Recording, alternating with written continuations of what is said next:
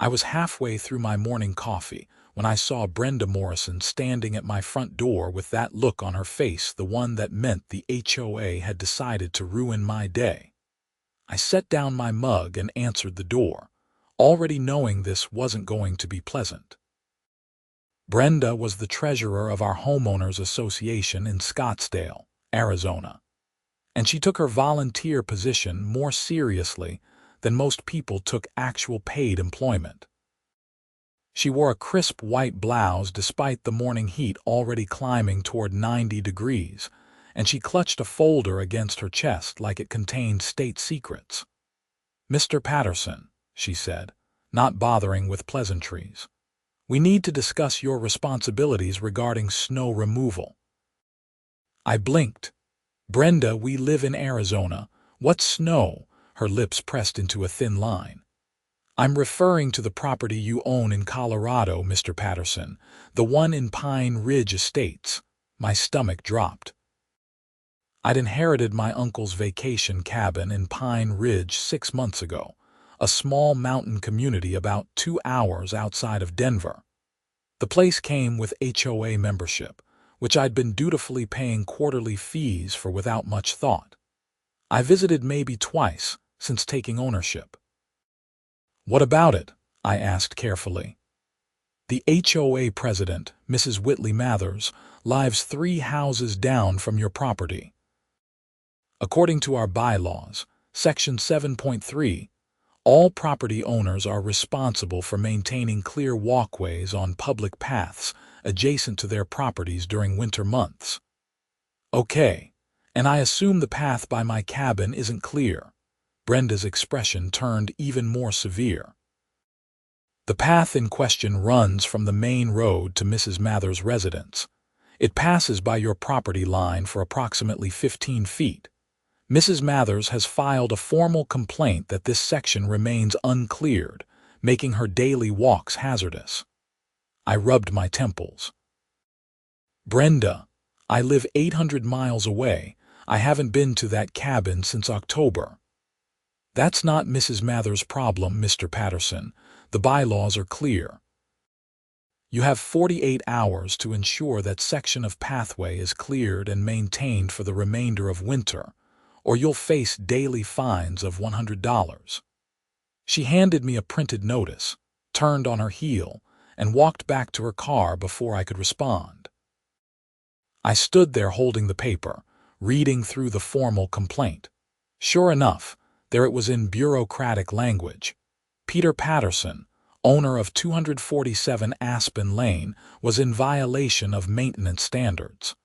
The pathway in question needed to be cleared of snow and ice immediately. Failure to comply would result in fines, potential legal action, and a lien against the property.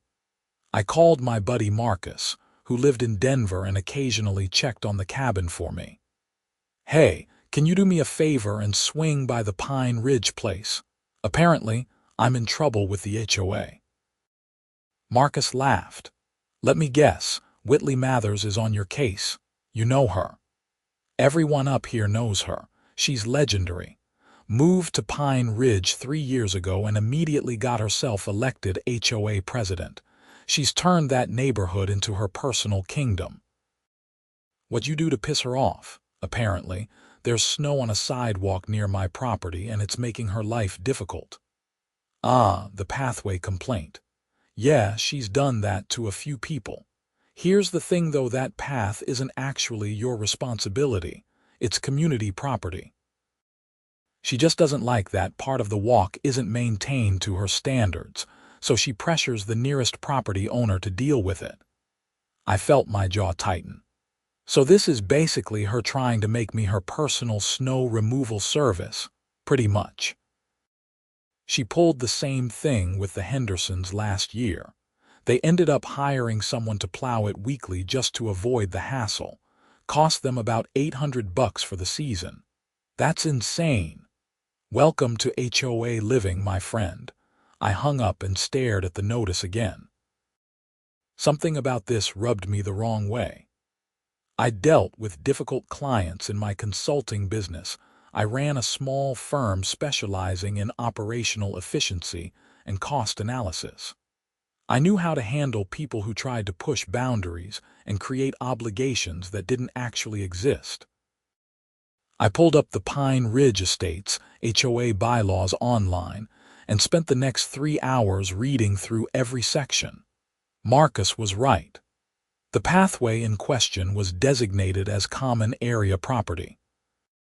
Individual homeowners were responsible for their own driveways, walkways directly serving their properties, and steps.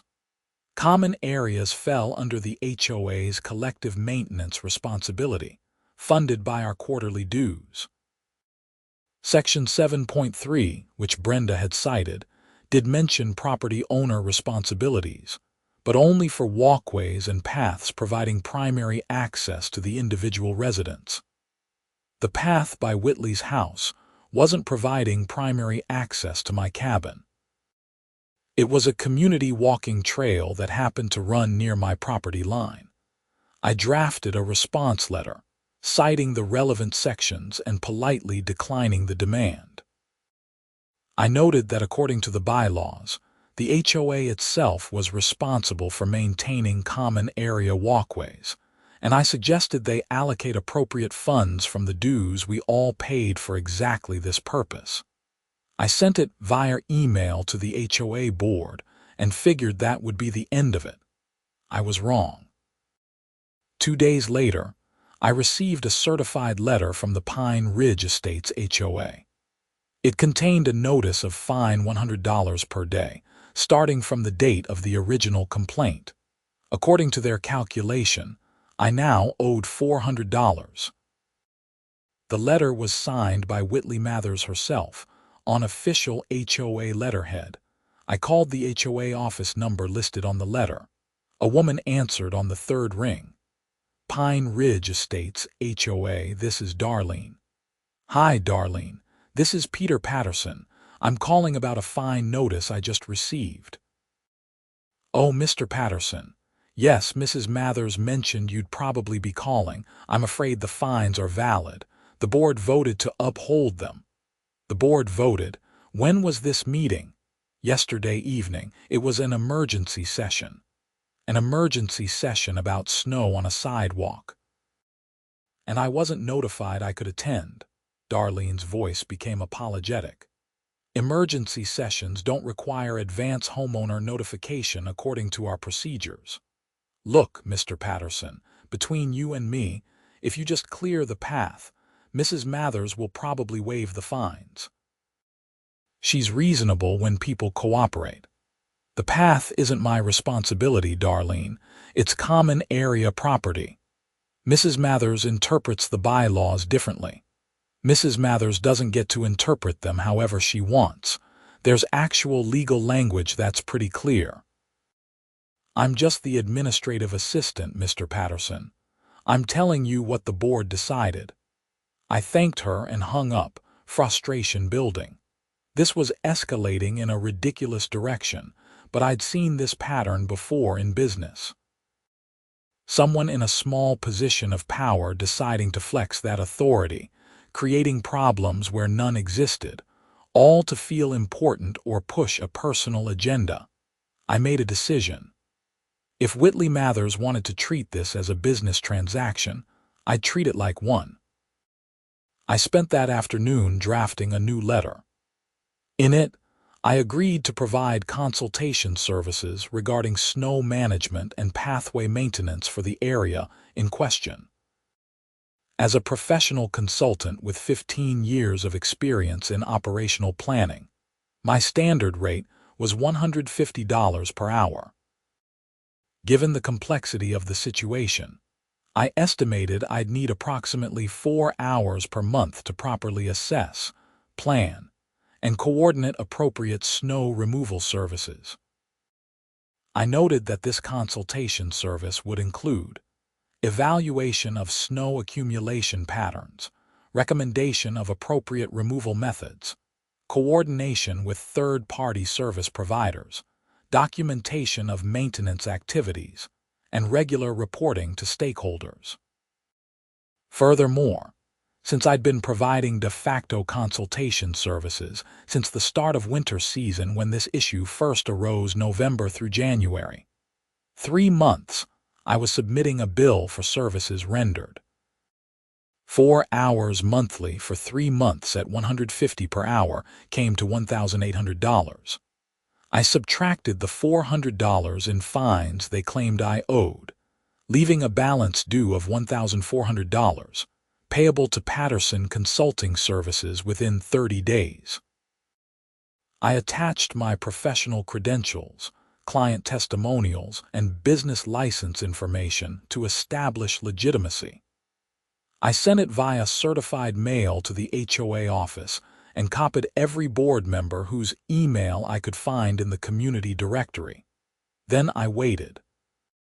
The response came faster than I expected. My phone rang 3 days later, an unknown Colorado number. "Mr. Patterson, this is Whitley Mathers.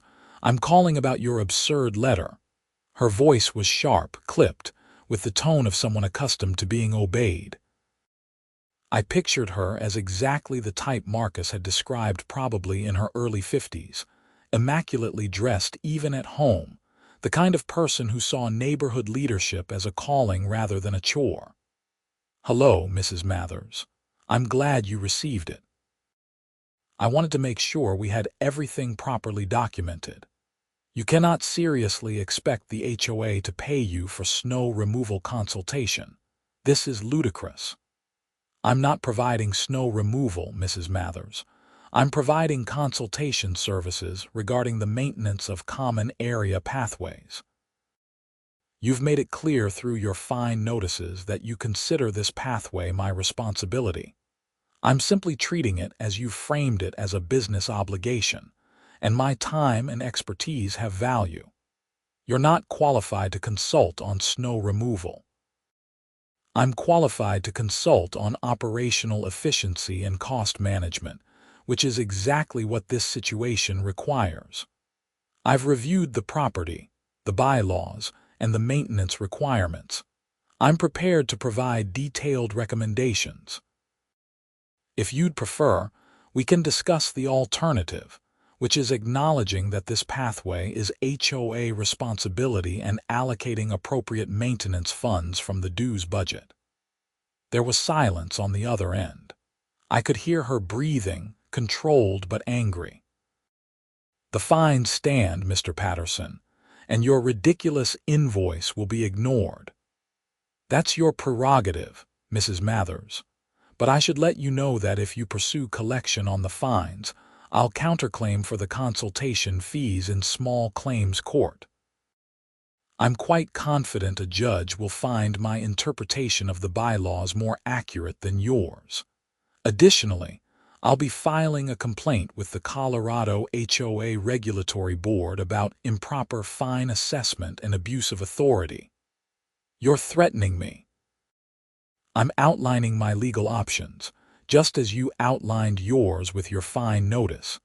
I'm treating this situation with the same level of formality you've established." She hung up without another word. I'll admit, I felt a small surge of satisfaction. I'd spent years dealing with difficult personalities in business, and I'd learned that the best way to handle unreasonable demands was to flip the dynamic. Make them see the absurdity of their position by taking it to its logical conclusion. But I also knew this wasn't over. People like Whitley Mathers didn't back down easily. Sure enough, 2 weeks later, I received another certified letter. This one informed me that the HOA had placed a lien against my property for unpaid fines. The amount had grown to $2,400, 24 days at $100 each. The letter warned that if the lien remained unpaid, the HOA could eventually move to foreclose on the property. I sat at my kitchen table in Scottsdale, staring at the letter in disbelief. This had gone from petty to genuinely threatening. A lien against my property over a sidewalk I'd never even walked on. I called a real estate attorney I'd worked with before, Karen Shepard, who practiced in Phoenix but had connections throughout the Southwest. Karen, I need advice on HOA law. Do you know anyone who handles this stuff in Colorado? She did. Within an hour, I was on the phone with Robert Chen, an attorney in Denver who specialized in HOA disputes. I explained the situation, sent him all the correspondence, and waited while he reviewed everything. "Okay," Robert said when he called back. "First, the good news. They're absolutely wrong. The pathway is common area property and the bylaws are clear about that. Their lien is invalid. And the bad news, fighting an invalid lien still takes time and money. We'll need to file a motion to have it removed, potentially take them to court. Even though you'll win, it's a hassle. These things can drag on for months. How much are we talking? My retainer is $3,000. Depending on how hard they fight, it could run another $2,000 to $5,000 in fees before we're done." I did the math. Fighting this could cost me as much as $8,000, even though I was in the right. Meanwhile, I could probably just hire someone to plow the damn sidewalk for the rest of winter for less than $1,000 and be done with it. That's what Whitley was counting on. That's how these petty tyrants operated. They made the cost of being right higher than the cost of giving in. "Let me think about it," I told Robert. "I'll get back to you." I spent the evening researching Whitley Mathers and the Pine Ridge Estates HOA, social media, public records, community forums. What I found was enlightening. Whitley had moved to Pine Ridge 3 years ago after retiring early from a career in pharmaceutical sales. She'd immediately joined the HOA board and within a year had maneuvered herself into the presidency. Since then, the community had seen a dramatic increase in fine assessments, rule enforcement actions, and general complaints. There were posts on neighborhood forums from frustrated residents. Stories of people being fined for having the wrong shade of curtains visible from the street, for parking their cars in their own driveways instead of garages, for having mailbox numbers that were half an inch too large. One post from a user named Pine Ridge Resident 44 described a situation nearly identical to mine. Whitley had demanded they maintain a section of common area landscaping, threatened fines, and only backed off when the homeowner provided photographic evidence and multiple bylaw citations proving the HOA's responsibility. Another post mentioned that Whitley had used HOA funds to install decorative lampposts along the walking path near her house.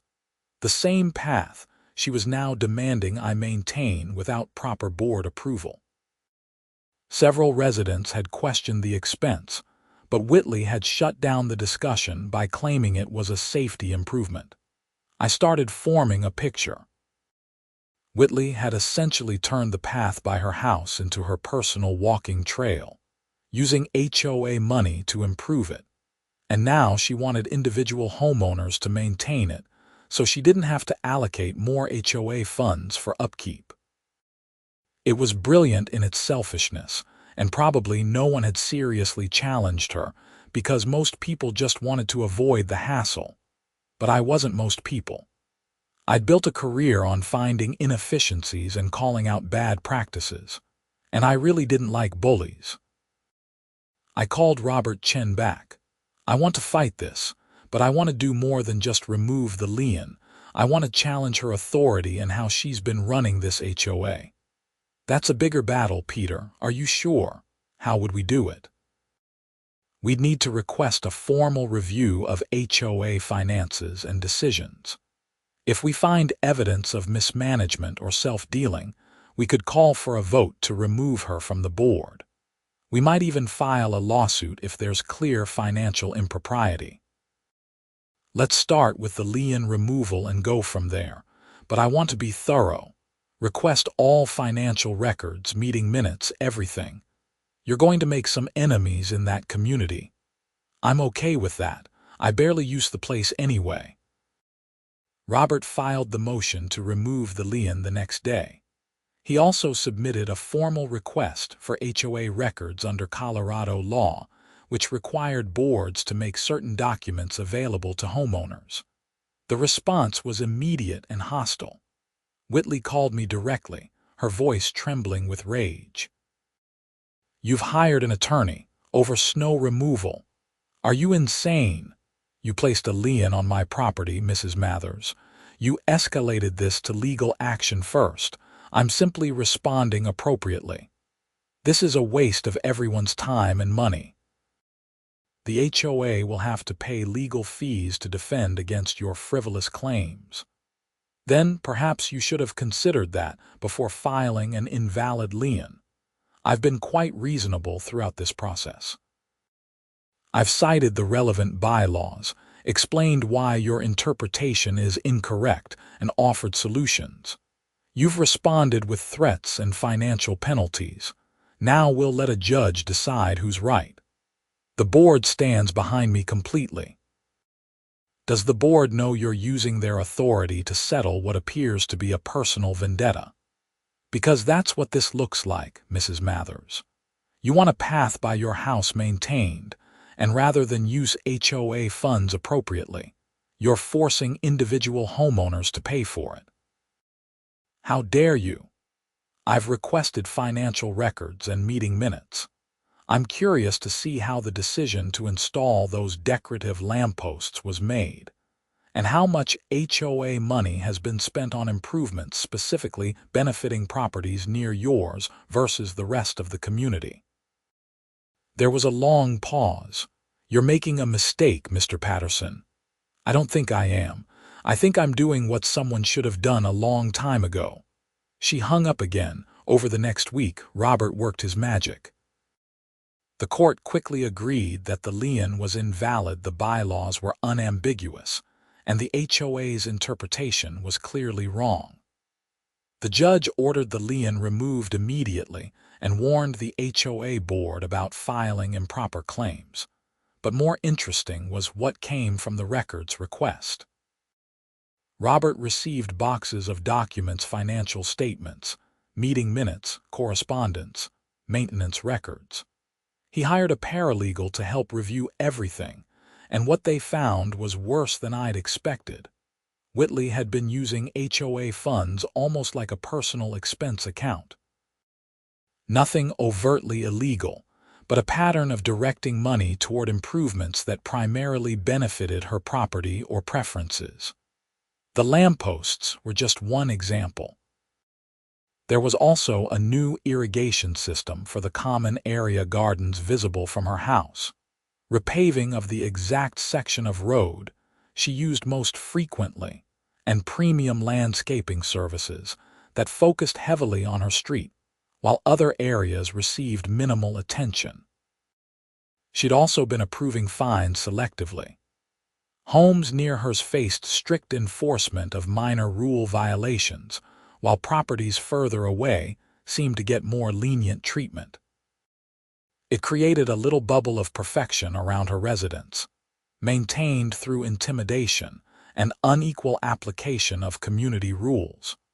Most damning was a series of emails between Whitley and the HOA's property management company. In them, she explicitly instructed them to target certain homeowners with fine notices, including me, for violations she described as maintained to inadequate standards, even when properties were clearly in compliance with written rules. It was a clear pattern of harassment and abuse of authority. Robert compiled everything into a formal complaint to be presented at the next HOA general meeting. He also prepared a motion to remove Whitley from the board for misconduct and mismanagement. "This is pretty damning," Robert said when we reviewed the documents. "I'm honestly surprised no one caught this earlier." "Most people don't want to fight," I said. "They just want to live their lives. Challenging an HOA president takes time and money most people don't have." "Well, you've got it and you're clearly willing. Let's see this through." The general meeting was scheduled for early March, right as winter was transitioning to spring. I made arrangements to fly to Colorado and attend in person. I wanted to see Whitley's face when everything came out. The meeting was held in the Pine Ridge Community Center, a modest building with a meeting room that could hold about 50 people. I arrived early, and I was surprised to see the room filling up. Apparently, word had spread that something interesting was going to happen. Marcus met me there, grinning. "Dude, the whole neighborhood is talking about this. You're like a folk hero. Everyone's sick of Whitley's crap, but nobody wanted to be the one to challenge her. Let's hope they actually support this when it matters." Whitley arrived precisely at 7, wearing a navy blue pantsuit and carrying her omnipresent folder. She spotted me immediately, and her expression hardened. The meeting began with standard business approval of previous minutes, financial report, upcoming maintenance projects. Whitley ran it with practiced efficiency, moving through the agenda items quickly. Then we reached new business. Robert stood up. "Madam President, I'd like to present a formal complaint on behalf of my client, Peter Patterson, regarding HOA management practices and abuse of authority." The room went silent. Every head turned to look at Whitley, then at Robert, then back to Whitley. "This is highly irregular," Whitley said. "Complaints need to be submitted in writing in advance of meetings." "They were," Robert said calmly. "I sent them to every board member and the management company 3 weeks ago. Per the bylaws, that's sufficient notice." He handed out copies of his complaint to everyone in the room. People started reading, flipping through pages, whispering to each other. Whitley's face went through several shades of red. "This is a personal attack based on a frivolous dispute over snow removal. Mr. Patterson refused to maintain his property responsibilities, received appropriate fines, and is now trying to deflect blame." "Actually," I said, standing up, "the court already ruled that the lien you filed was invalid. The pathway in question is HOA responsibility, not mine. You lost that argument, but what we're talking about now is bigger than one sidewalk." I walked to the front of the room, feeling nervous but determined. Mrs. Mathers has been running this HOA like her personal fiefdom.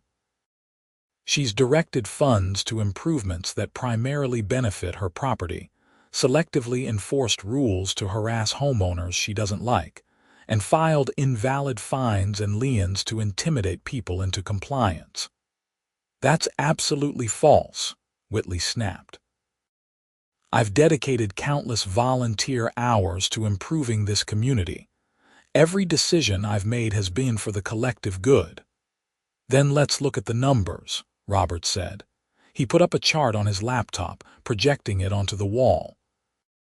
"This shows HOA maintenance spending by zone over the past 3 years. Zone 2, which includes Mrs. Mathers' property, has received 43% of total maintenance funds, despite representing only 18% of community properties." Murmurs rippled through the room. "That's because Zone 2 needed more work," Whitley argued. "It's visible from the main entrance. It represents the community's image." "These emails suggest otherwise," Robert continued, pulling up message excerpts on screen. "Here's Mrs. Mathers directing the management company to prioritize areas of high visibility and importance, which she defines as streets near her residence. Here's another where she requests enhanced enforcement protocols for properties requiring additional oversight, and includes a list of addresses. Mr. Patterson's cabin is on that list, added 6 months ago, right when he inherited it." "She targeted me from the beginning," I said, feeling anger rise. "Before I'd even visited the property, before there was any snow on any sidewalk, she marked me as someone to go after." An older man in the front row stood up. "I'm on that list too. I've been fighting fine notices for 2 years. My lawn is perfect, but she keeps claiming it's inadequate." A woman near the back raised her hand. "Same here." I got fined for having my trash can visible from the street for more than 12 hours. But houses on our street have had cans out for days with no issues. The room erupted into cross-talk, people sharing stories of selective enforcement and questionable fines. Whitley tried to regain control, speaking louder over the noise. This is mob mentality.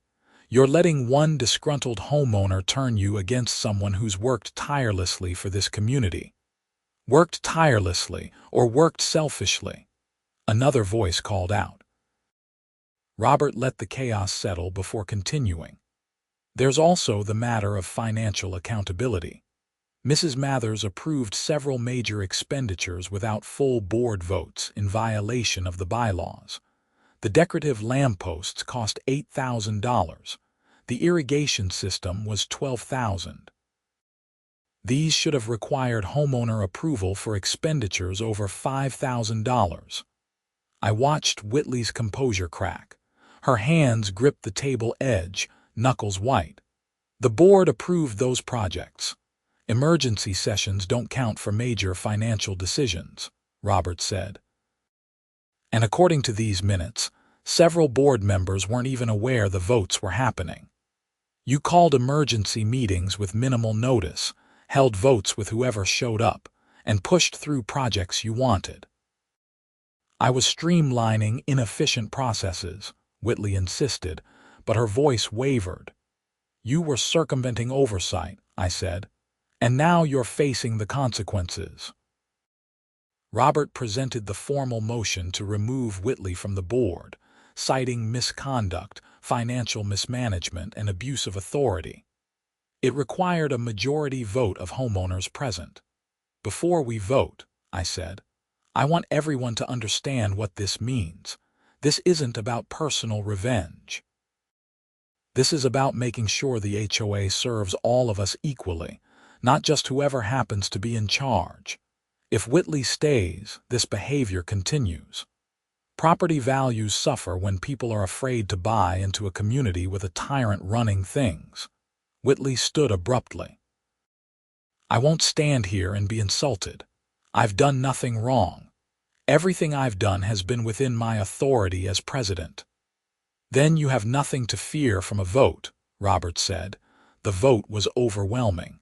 42 homeowners present, 37 voted to remove Whitley from the board. Only 5 voted to keep her, and I suspected those were close friends of hers. Whitley grabbed her folder and purse, face flushed with humiliation and rage. You're all making a huge mistake. This community will fall apart without proper leadership. We'll risk it, someone called out. She stormed out, leaving the room in stunned silence. The vice president, a soft-spoken man named Tom Harrison, took over the meeting. Well, that was something. I suppose we need to elect a new president. Several people looked at me expectantly. Oh no, I said quickly. I live in Arizona. I can't run an HOA from 800 miles away. But you knew how to handle this, a woman said. We need someone who won't let this happen again. I'll help however I can, I said. But you need someone local, someone who actually lives here full-time and cares about the day-to-day operations. I'd suggest Tom. He seems level-headed, and he's been on the board long enough to know how things work. After some discussion, Tom agreed to take the role temporarily, with plans for a proper election in 3 months. The meeting ended with a sense of relief permeating the room. People came up to thank me, shake my hand, share their stories of dealing with Whitley's tyranny. Marcus pulled me aside. That was intense. You basically just led a coup. I just wanted her to leave me alone about a sidewalk, I said, but I was grinning. Sure, keep telling yourself that. We went out for drinks afterward, and I felt genuinely good about what had happened. It wasn't just about winning a petty dispute. It was about standing up to someone who'd been abusing authority and getting away with it because no one wanted the hassle of fighting back. I flew back to Scottsdale the next day, thinking the whole ordeal was finally over. 2 weeks later, I received a letter from a law firm in Colorado Springs. Whitley was suing me personally for defamation and intentional infliction of emotional distress. She claimed my statements at the HOA meeting were false and malicious, designed to destroy her reputation in the community where she lived. She was seeking $250,000 in damages. I stared at the lawsuit papers, feeling a mix of anger and disbelief. This woman would not let it go. I called Robert immediately. She's suing me now. I know, I got the same papers. It's a slap-suit strategic lawsuit against public participation. She's trying to punish you for speaking out and scare off anyone else who might challenge her. Can she do that? She can file the suit, but it's unlikely to succeed. Colorado has anti-slap statutes that protect people who speak on matters of public interest. HOA management is definitely public interest for the community. We'll file a motion to dismiss, and we'll probably countersue for attorney fees.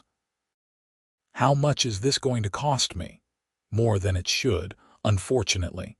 Even a frivolous suit requires a response. Figure another $5,000 to $10,000 to defend yourself properly. I sat down heavily. I'd already spent over $5,000 between Robert's fees and my time dealing with this mess. Now I was looking at potentially $15,000 total to defend myself against accusations I'd done nothing wrong. This is insane. It's what people like Whitley do, Robert said. They can't win on the merits, so they try to win through attrition. They make it expensive enough that you give up. I'm not giving up. I didn't think you would. Over the next month, Robert prepared our defense while Whitley's attorney filed increasingly aggressive motions. They demanded depositions, requested extensive document discovery, and generally tried to make the process as burdensome as possible. But Robert was good at his job. He filed a motion to dismiss under Colorado's anti-slap statute, arguing that my statements were protected speech on a matter of public concern. He attached all the evidence we'd presented at the HOA meeting, the financial records, the emails, the meeting minutes showing that my statements were truthful and well documented. The hearing was scheduled for late April. I flew back to Colorado, this time with a sense of grim determination rather than righteous anger. The courthouse in Jefferson County was busy, people cycling through for various civil matters. We waited in the hallway until our case was called. Whitley appeared with her attorney, a sharp-dressed man who looked expensive. She wouldn't make eye contact with me. Inside the courtroom, the judge reviewed both sides' arguments. He was an older man with gray hair and reading glasses perched on his nose, the kind of judge who looked like he'd seen every variety of human petness come through his courtroom. Whitley's attorney argued that I'd publicly humiliated his client with false accusations, damaged her reputation in her community, and caused severe emotional distress requiring therapy and medication. Mr. Patterson orchestrated a calculated character assassination, the attorney said. He stood in front of my client's neighbors and peers and systematically destroyed her reputation with cherry-picked evidence and inflammatory accusations. Robert countered with our evidence, walking through each claim I'd made at the meeting and showing documentation supporting it. The financial discrepancies were real. The selective enforcement was documented. The invalid lien was confirmed by the court's own ruling. Your Honor, the truth is an absolute defense to defamation, Robert said. Everything Mr. Patterson stated was factually accurate and supported by HOA records. Furthermore, as a homeowner in that community, he had every right to raise concerns about board management at a properly noticed HOA meeting. This is exactly the kind of speech Colorado's anti-slap statute is designed to protect. The judge asked several pointed questions. Miss Mathers, Do you dispute the accuracy of the financial records Mr. Chen has presented? Whitley's attorney answered for her. Your Honor, the interpretation of those records is subjective. Mrs. Mathers made good faith decisions about resource allocation. But the numbers themselves are accurate. The numbers are accurate, and the emails Mr. Chen submitted, are those authentic? A pause. We believe they're taken out of context. That's not what I asked. Are they authentic communications from your client? Yes, Your Honor, but then I'm failing to see how Mr. Patterson defamed your client by presenting accurate information to address a community concern. The judge looked over his glasses at Whitley. Miss Mathers, let me be clear. You filed a lien against Mr. Patterson's property that was found to be invalid. When he challenged that action and brought evidence of broader management issues, you were voted out by your own community. Now you're trying to use the courts to punish him for exercising his rights as a homeowner. This appears to be exactly the kind of retaliatory litigation our anti-SLAPP statute was designed to prevent. Your Honor, I've suffered greatly from Mr. Patterson's actions, Whitley said, speaking directly for the first time. Her voice cracked with emotion. I devoted years to that community. I worked countless hours as a volunteer, and he destroyed everything in one meeting. You destroyed it yourself, I said before I could stop myself. The judge raised a hand. Mr. Patterson, please, but he didn't look unsympathetic to my outburst. Miss Mathers, the evidence suggests you abused your position and made decisions that benefited yourself at the expense of the community you were supposed to serve. When Mr. Patterson brought that to light, the community agreed with his assessment. That's not defamation. That's accountability. He granted our motion to dismiss and ordered Whitley to pay my attorney fees under the anti-SLAPP statute, $8,000 to cover Robert's time. Whitley looked devastated. Her attorney tried to argue for reconsideration, but the judge had made up his mind. Outside the courthouse, I felt a weight lift. It was finally actually over.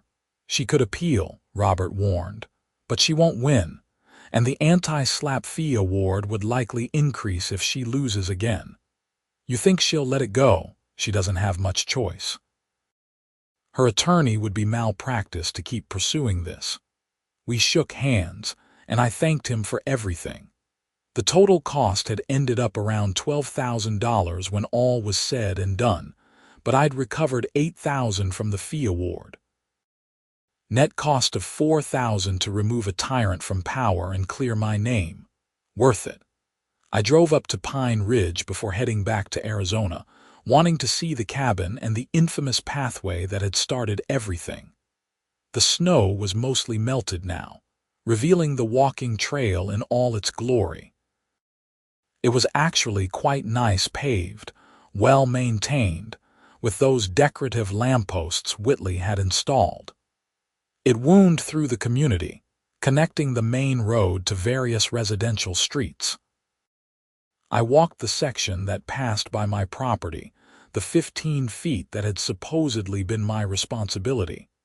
It looked identical to every other section of the path. There was nothing special about it, nothing that justified singling me out. I continued walking until I reached Whitley's house, 3 properties down. It was a beautiful place, I'd admit, large, well-maintained, with professional landscaping and a perfect view of the mountains. The path ran right past her front yard. I saw someone working in the garden and realized it was Whitley herself. She looked up and froze when she saw me. We stood there for a moment, 30 feet apart, just looking at each other. I thought about saying something, making a final point or offering some kind of reconciliation. But what would be the point? We'd both said everything that needed saying. I nodded once and kept walking. She watched me go, then returned to her gardening. Back in Scottsdale, I tried to return to normal life. My consulting business had suffered a bit from the distraction, but I caught up on projects and reconnected with clients. But the experience had changed how I thought about things. I'd always known that petty tyrants existed, people who used small amounts of power to make themselves feel important at others' expense. I dealt with them in corporate settings, where the stakes were usually just office politics and career advancement, but HOAs were different. These were people's homes, their largest investments, their sense of security and belonging. When someone abused authority in that context, the damage was more personal and potentially more severe. I started getting emails from people in Pine Ridge and other communities, asking for advice on dealing with their own HOA problems. Apparently, word had spread about what happened with Whitley, and I'd become something of an expert on fighting back. I helped where I could, usually just pointing people toward relevant bylaws or suggesting they document everything. A few cases were serious enough that I referred them to Robert. One email stood out. It was from Tom Harrison, the new HOA president in Pine Ridge. "Peter, wanted to update you on things here. We've been reviewing all the financials and decisions from Whitley's time as president. We're implementing new procedures to prevent future abuse, requiring full board votes for any expenditure over $2,000. Mandatory advance notice for all meetings except genuine emergencies, and quarterly financial reports sent to all homeowners. We're also rebalancing maintenance spending to ensure all areas of the community get equal attention. The decorative lampposts are actually nice, so we're keeping them, but we're installing similar amenities in other parts of the neighborhood for fairness. The community feels different now. People are more engaged, more willing to speak up at meetings. You showed everyone that HOA boards aren't untouchable, that we can hold them accountable. Thank you for that." I wrote back thanking him and encouraging the reforms. It felt good knowing that something positive had come from all the hassle. 3 months later, I got a call from Marcus. "Dude, you need to hear this. Whitley sold her house. She's moving out of Pine Ridge." "Really?" "Yeah, closing happens next week. Word is she can't stand living here anymore after everything that happened. Too many people giving her cold shoulders, too much awkwardness at the grocery store." I felt a complicated mix of emotions. Part of me felt bad I'd never wanted to drive someone from their home. But another part felt that this was the natural consequence of her actions. She'd made the community uncomfortable for others. Now it was uncomfortable for her. "Who's buying the place?" I asked. "Young couple with 2 kids. Seem nice." They asked me about the HOA drama, and I gave them the full story. They seemed relieved that Whitley was gone, actually. Said it made them feel better about buying here. After hanging up, I thought about the whole arc of what had happened. It started with such a small thing, a complaint about snow on a sidewalk. If Whitley had just approached it reasonably, maybe we could have worked something out. I could have hired someone to plow that section, or the HOA could have added it to their regular maintenance route. But she'd chosen confrontation and intimidation instead. She'd escalated at every turn, turning a minor issue into a legal battle that cost both of us time, money, and stress. And ultimately, she'd lost everything she was trying to protect: her position, her reputation, her sense of belonging in the community. The irony wasn't lost on me. I still own the cabin in Pine Ridge. I visit a few times a year now, more often than before. The place has grown on me, partly because the HOA drama made me feel more invested in the community's well-being. The pathway by my property is maintained regularly by the HOA-hired snow removal service in winter and the landscaping crew in summer. It's never been an issue again. Tom turned out to be an excellent president, fair-minded and transparent.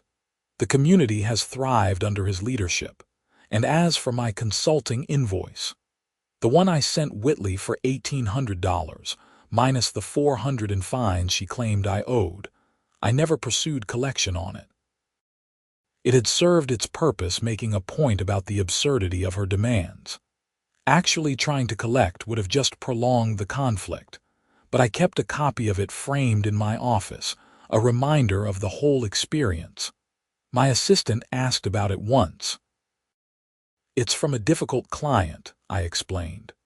"One who taught me that sometimes standing up to unreasonable demands costs more in the short term but saves a lot in the long run." She nodded, not really understanding. "That's okay. It's enough that I understand." Sometimes people need to be reminded that authority comes with responsibility. That power, even in something as seemingly trivial as a homeowners association, needs to be exercised fairly and with respect for others.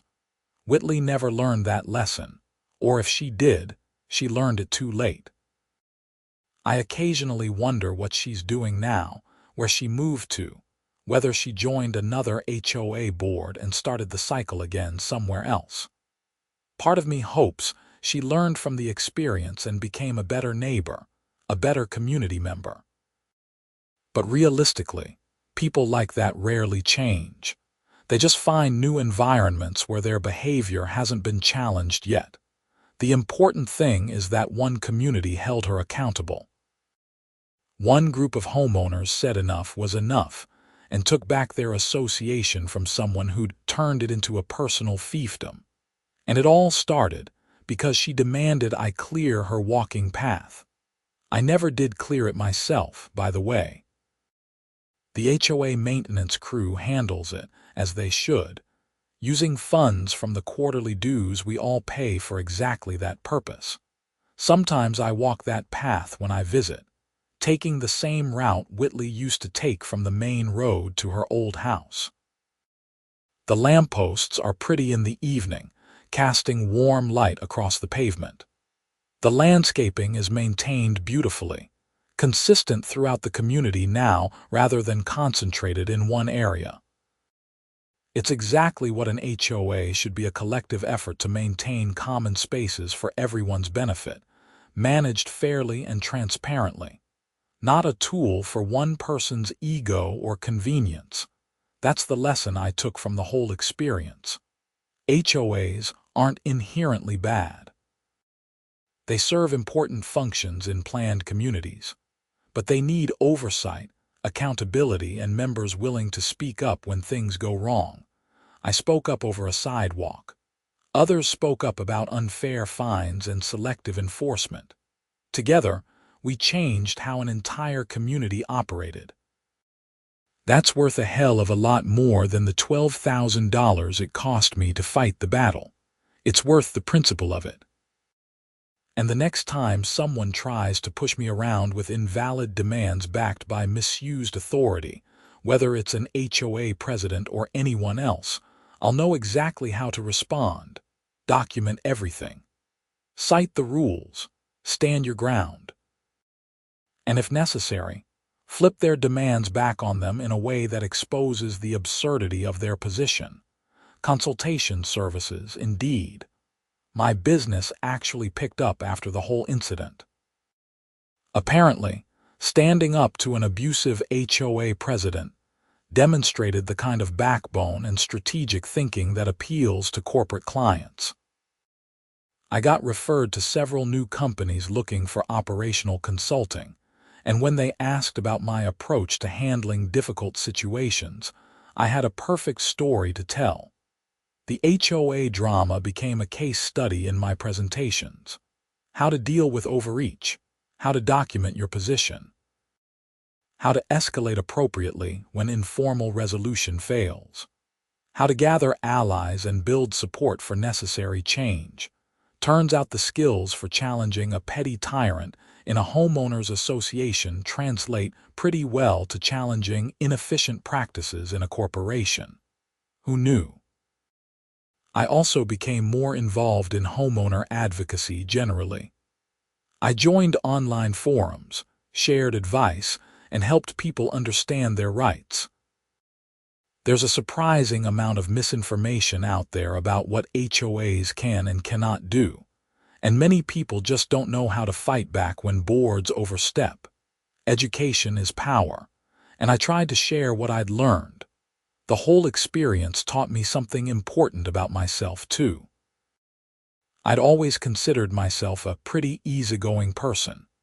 I avoided conflict when possible, preferred compromise to confrontation, and generally just wanted people to be reasonable with each other. But there's a limit to how far reasonableness should extend. When someone actively tries to abuse their authority, when they deliberately create problems where none exist, when they use rules as weapons rather than as legitimate community guidelines at that point, being easygoing just enables bad behavior. Sometimes you have to fight back. Not with escalation or petness, but with facts, documentation, proper procedure, and determination. That's what I did with Whitley, and it worked. Would I do it again? Absolutely. Would I recommend others do the same? Only if they're prepared for the time, expense, and stress involved. Because make no mistake, challenging an HOA board, especially an entrenched president who's been operating without oversight, is hard. It requires resources most people don't have. Legal fees, time off work, emotional energy to deal with conflict and hostility.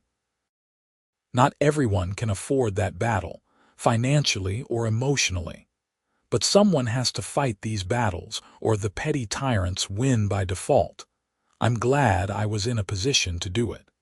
And I'm glad others in the community found the courage to speak up once someone broke the ice. That's often all it takes. One person willing to stand up, and suddenly others realize they don't have to tolerate the situation either. Looking back, the whole thing seems almost absurd. Months of legal battles, thousands of dollars in fees, courtroom appearances and HOA meetings and certified letters back and forth, all because someone wanted me to shovel snow off a 15-foot section of sidewalk that wasn't even my responsibility. But it was never really about the sidewalk. It was about someone in a small position of power deciding to flex that authority, expecting me to comply because most people do. It was about discovering how she'd been abusing that authority for years and deciding that needed to stop. It was about an entire community finding their voice and taking back their association from someone who'd forgotten it was supposed to serve them, not the other way around. The sidewalk was just the spark. The fire was years in the making, and in the end, justice prevailed. The system worked. Slowly, expensively, and with more hassle than should have been necessary, but it worked. Whitley lost her position, lost her lawsuit, lost her reputation, and ultimately lost her home in a community that had turned against her. I lost some time and money, but gained something more valuable: the satisfaction of knowing I stood up for what was right, the gratitude of neighbors I barely knew, and the knowledge that I could handle whatever bureaucratic nonsense got thrown my way. Fair trade. The cabin in Pine Ridge still sits there, waiting for my visits. The sidewalk still runs past my property line. The lampposts still glow in the evening. Everything is exactly as it should be. And if the new HOA president ever decides to send me an unreasonable demand, well, I've got a template ready for my consultation invoice. Rates gone up, though. Inflation, you know. Plus, I've got expertise now. Proven experience in HOA conflict resolution. That's worth at least $200 an hour, but somehow, I don't think Tom's going to give me any trouble. He learned the lesson. Whitley never did that. Fair, transparent, reasonable governance is easier and less expensive than dealing with the consequences of abuse of authority. For everyone involved. And that's how a fight over snow on a sidewalk became a full-scale community revolution, with legal battles, courtroom drama, and a petty tyrant's exile.